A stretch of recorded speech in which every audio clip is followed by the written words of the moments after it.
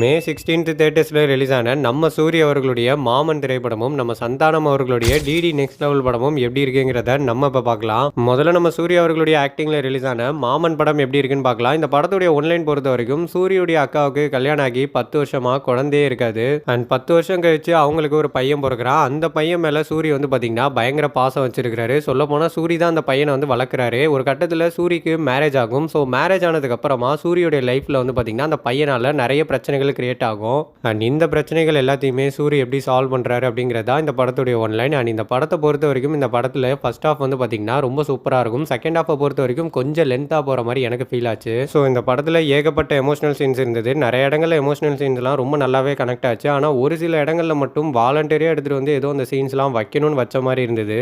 And நான் இந்த படத்துல பெரிய மைனஸா பாக்குறது இந்த படத்துடைய டியூரேஷனை தான். இந்த படத்தை மட்டும் ஒரு 10 to 15 மினிட்ஸ் வந்து இவங்க ட்ரிம் பண்ணியிருந்தாங்க அப்படின்னா இந்த படம் இன்னும் பயங்கர எங்கேஜிங்கான ஒரு படமா வந்திருக்கும்.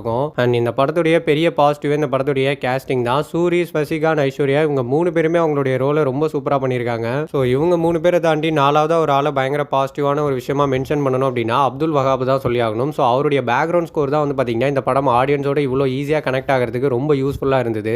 அண்ட் ஃபைனலாக இந்த படத்தில் பெருசாக அடல் கண்டென்ட் சீன்ஸ்லாம் எதுவுமே கிடையாது. நீங்கள் தாராளமாக ஃபேமிலியோடய கூட போய் தேட்டரில் பார்த்து இந்த படத்தை என்ஜாய் பண்ணலாம். ஒரு எக்ஸாம்பிளுக்கு கொம்பன், கடைக்குட்டி சிங்கம், நம்ம வீட்டு பிள்ளை மாதிரியான படங்கள்லாம் உங்களுக்கு பிடிக்கும் அப்படின்னா கண்டிப்பாக இந்த படமும் உங்களுக்கு பிடிக்கிறதுக்கான சான்சஸ் இருக்கு.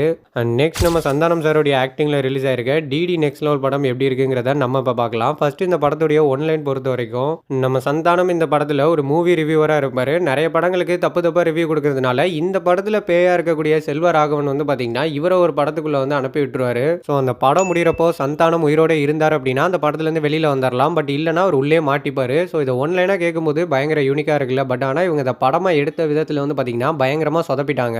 ஏன்னா படத்துடைய ஃபர்ஸ்ட் ஹாஃபை பொறுத்த வரைக்கும் நிறைய இடங்கள்ல காமெடி நல்லாவே ஒர்க் அவுட் ஆச்சு. ஆனால் செகண்ட் ஹாஃபை பொறுத்த வரைக்கும் வந்து பார்த்தீங்கன்னா பெருசாக எந்த ஒரு இடத்துலையும் காமெடிஸ் வந்து ஒர்க் அவுட் ஆகலை. ஒரு எக்ஸாம்பிளுக்கு இந்த படத்துக்கு முன்னாடி ஏற்கனவே வந்து பார்த்தீங்கன்னா 3 டிடி படங்கள் ரிலீஸ் ஆயிருக்கு. ஸோ அந்த படங்களில் இருக்கக்கூடிய ஒரு எங்கேஜிங் ஃபேக்டர் வந்து பார்த்தீங்கன்னா இந்த படத்தில் மிஸ் ஆகுது. ஸோ அதுதான் இந்த படத்துடைய ஒரு பெரிய மைனஸாகவே இருக்கு. ஸோ ஃபைனலாக என்னை பொறுத்த வரைக்கும் நான் இந்த படத்தை வந்து ஒரு பிலோ ஆவரேஜ் படம்லாம் சொல்ல மாட்டேன். இதுக்கு முன்னாடி ரிலீஸ் ஆன 3 டிடி சீரிஸை கம்பேர் பண்ணுறப்போ இந்த படம் வந்து பார்த்தீங்கன்னா கொஞ்சம் கம்மி தான். பட் தேட்டரில் போய் பார்க்குறதுக்கு ஒரு நல்ல தேட்டர் எக்ஸ்பீரியன்ஸ் மூவி தான் இந்த டிடி நெக்ஸ்ட் லெவல். ஸோ முடிஞ்சால் ட்ரை பண்ணி பாருங்கள்.